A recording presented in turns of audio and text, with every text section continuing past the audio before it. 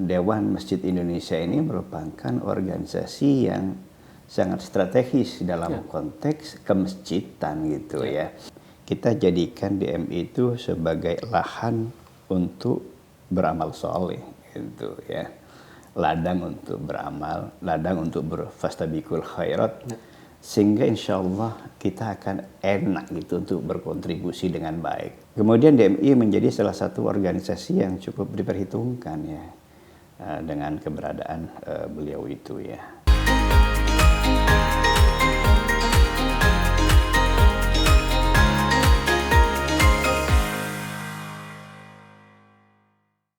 Assalamualaikum warahmatullahi wabarakatuh. Apa kabar pemirsa? Semoga selalu sehat dan dalam lindungan Allah Subhanahu wa taala.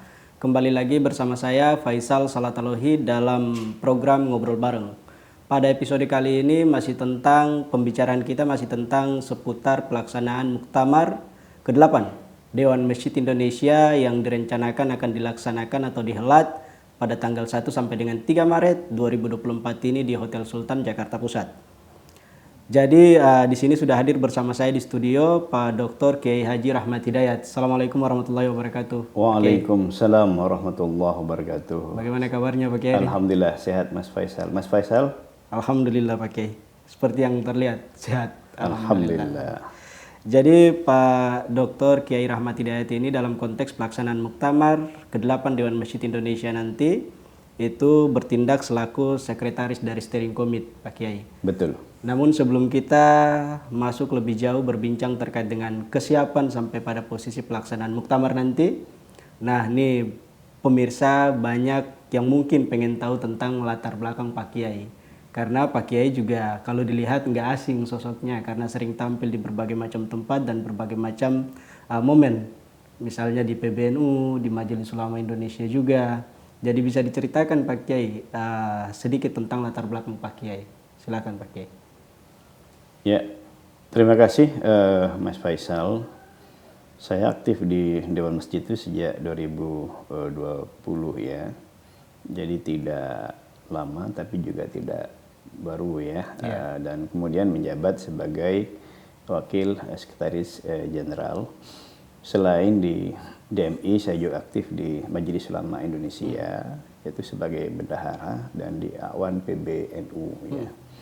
Sebelumnya saya juga menjabat sebagai komisioner BPKH periode pertama ya, Sabiqunal Awwalun ya, di masa-masa PAN gitu. 2017-2022 dan sekarang juga aktif sebagai dosen di UIN Syarif Hidayatullah dan di Universitas Indonesia serta sebagai pengasuh pondok pesantren Madinatur Rahmah di Tenjo Bogor ya. Tentunya selain itu saya juga aktif memberikan ceramah, pengajian dan dakwah ya.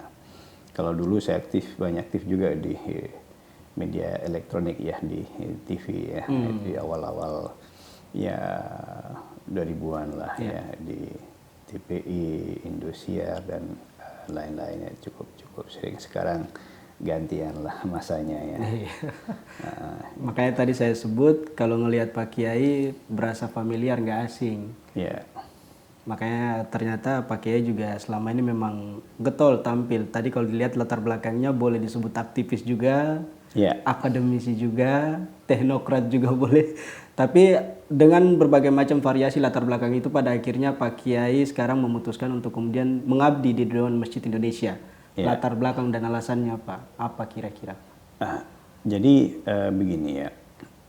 Saya melihat masjid ini salah satu kekayaan dan sekaligus potensi umat yang luar biasa karena memang kita mayoritas beragama Islam ya, 87%. Tentu umat ini kan tidak akan jauh-jauh ke masjid ya. Dan kita juga melihat jumlah masjid itu yang sangat luar biasa di kisaran 800.000 di seluruh Indonesia, jumlah yang sangat besar dan bahkan jauh lebih besar dibandingkan jumlah pesantren, jumlah sekolah, termasuk jumlah madrasah. Dan orang siapapun itu kan pasti ke masjid ya.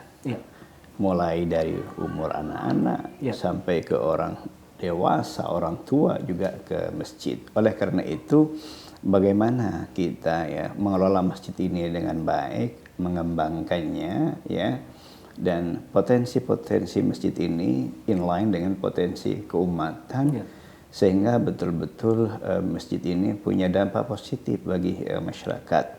Oleh karena itu, DMI yang merupakan Dewan Masjid Indonesia ini merupakan organisasi yang sangat strategis dalam konteks kemasjidan gitu ya. Sebab ada istilah misalnya begini, al-haqqu bila nidhamin, saya dibul batil binidhamin. Kebenaran yang tidak dimanage, dikelola dengan baik akan dikalahkan oleh kebatilan yang dimanage dengan baik.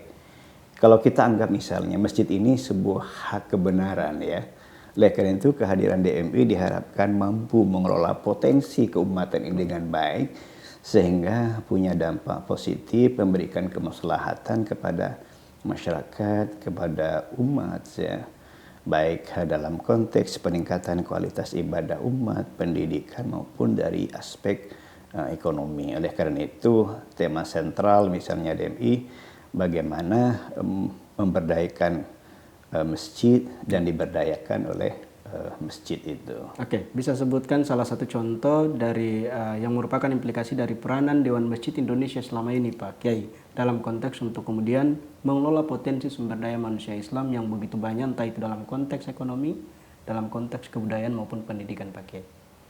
Ya, jadi misalnya ya, DMI ini kan selama ini mulai banyak bekerja sama dengan lembaga-lembaga keuangan ya, bagaimana mengolah potensi masjid dari sisi ekonomi ya.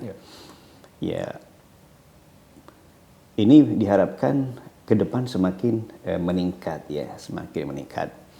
Termasuk juga misalnya menjadikan masjid sebagai masjid ramah anak ya, sebab kan tidak semua masjid itu punya ramah anak ya. Dengan masjid ramah anak itu anak-anak semakin senang ke masjid ya. Itulah dalam konteks hadis Nabi, syabun nasafi ibadatillah, anak yang tumbuh taat kepada Allah. Salah satunya melalui media masjid itu. Karena insya Allah kalau misalnya anak-anak itu rajin ke masjid, dia akan menjadi baik begitu. Nah, inilah yang kemudian garapan-garapan dari Dewan Masjid Indonesia. Termasuk juga bidang-bidang lain di bidang sosial, budaya, bagaimana dengan masjid ramah anak, bahkan juga ramah pemuda, mengajak generasi muda aktif di masjid. Itu yang diharapkan nanti anak-anak itu menjadi rajulun qalbuhu mu'allaqum bil masajid, anak-anak generasi-generasi yang tumbuh hatinya terpaut dengan masjid, sehingga kemudian orang senang datang ke masjid. Oleh karena itu inilah yang kemudian perlu digarap oleh masjid ya. Disinilah pentingnya ya DMI ya melihat secara lebih luas ke depannya berbagai aspek tentang kemasjidan itu. Oke, Pak Kiai, kita ngelihat saat ini umat Islam Indonesia itu mayoritas, Pak. Betul. 83-84%-nya mayoritasnya Muslim. Betul. Tapi satu persoalan yang sangat krusial terjadi di tengah-tengah umat Islam saat ini, mereka secara entiti terpecah belah, Pak Kiai. Dan ini masalah yang menurut saya serius dan urgent. Bagaimana sih Pak Haji melihat persoalan itu dan bagaimana kebijakan Dewan Masjid Indonesia untuk kemudian mengurai persoalan itu, Pak? Iya, kalau saya melihatnya tidak berpecah belah ya, berbeda pendapat ya. Terpolarisasi. Terpolarisasi ya. Oleh karena itu ya, sepanjang itu masih di tahap di level ikhtilafu ummati itu nggak ada isu ya. Tapi jangan sampai lebih daripada itu ya.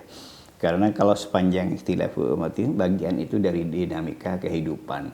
Di mana-mana di dunia ini kelompok mayoritas itu memang seperti itu ya. Karena banyaknya ya. Mau di negara yang mayoritas muslim atau sebaliknya ya, kalau mayoritas memang akan potensinya seperti itu dibandingkan di mana umat itu menjadi minoritas, itu akan lebih mudah di pengelolanya. Misalnya di Singapura umat Islam sedikit, itu lebih solid. Gitu. Nah, oleh karena itu barangkali disinilah pentingnya ya ormas-ormas besar seperti NU, Muhammadiyah, ya, termasuk Dewan Masjid, ya, organisasi itu tools, alat, ya, instrumen, bukan tujuan. Oleh karena itu, ya, dia jadikan itu sebagai instrumen, ya, bagaimana untuk apa? Memberikan kemaslahatan, ya, yang luas kepada umat itu, ya, termasuk fungsi DMI bagaimana memberikan kemaslahatan di tengah-tengah masyarakat, tentunya melalui instrumen masjid itu, gitu, media masjid itu. Apakah di dalam aspek hifdzuddin, ya, di dalam menjaga agamanya, ya, termasuk juga misalnya hifdzul mal, ya, melalui pemberdayaan ekonomi, ya, hifdzul akal, bagaimana umat ini semakin cerdas, melek ilmu pengetahuan. Disitulah antara lain peran-peran yang bisa dilakukan oleh Dewan Masjid, termasuk misalnya, ya, hifdzun nasal, ya, dan yang lain-lain itu, ya. Ya, 5 kemaslahatan itu, ya. Hifdzuddin, hifdzud dam, ya, termasuk hifdzud dam itu bagaimana orang itu menjadi nyaman di masjid, ya. Sehingga kemudian orang masuk ke masjid tidak lagi sekedar hal-hal yang membicarakan hal-hal yang sifatnya bagaimana menjadikan masjid itu sebagai berperan berintegrasi, memperkuat ukhuwah, ya. Itu dalam konteks hifdzudam, ya, menjaga keselamatan, ya. Karena kalau misalnya ukhuwah kuat, ya, insya Allah akan selamat, integrasi bangsa akan selamat, ya. Baik dalam konteks ukhuwah Islamiyah maupun ukhuwah wataniyah, ya, termasuk juga ukhuwah basyariyah. Oke, kalau kita lihat Pak Kiai merujuk kepada sejarah melihat eksistensi Dewan Masjid Indonesia, ini bukan organisasi baru yang baru dibentuk pasca reformasi, tapi ini udah ada sejak era orde baru. Orde baru. Ya. Tapi kalau dilihat dalam perjalanan itu, sepak terjangnya Dewan Masjid Indonesia itu baru mulai menonjol ke publik, mulai dikenal oleh masyarakat luas di bawah kepemimpinan Pak Yusuf Kalla. Apakah Bapak sependapat dengan pernyataan saya ini, Pak? Iya, memang ada beberapa organisasi yang sangat lekat dengan figur pemimpin, ya, dan itu bukan hanya monopoli DNI, ya. Di organisasi-organisasi yang lain faktor figur itu kan kemudian menjadi sangat penting, ya. Kebetulan sosok Pak JK ini kan memang luar biasa, ya. Sosok tokoh yang sangat lengkap, ya, sebagai politisi, pengusaha yang sangat luar biasa, dan memang beliau ahli manajemen, gitu.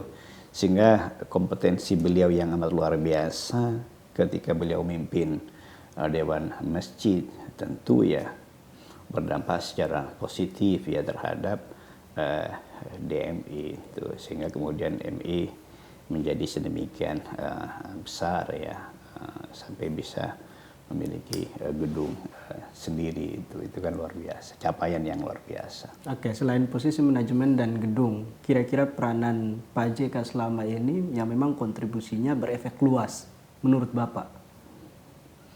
Ya, kemudian DMI menjadi salah satu organisasi yang cukup diperhitungkan, ya, dengan keberadaan beliau itu, ya.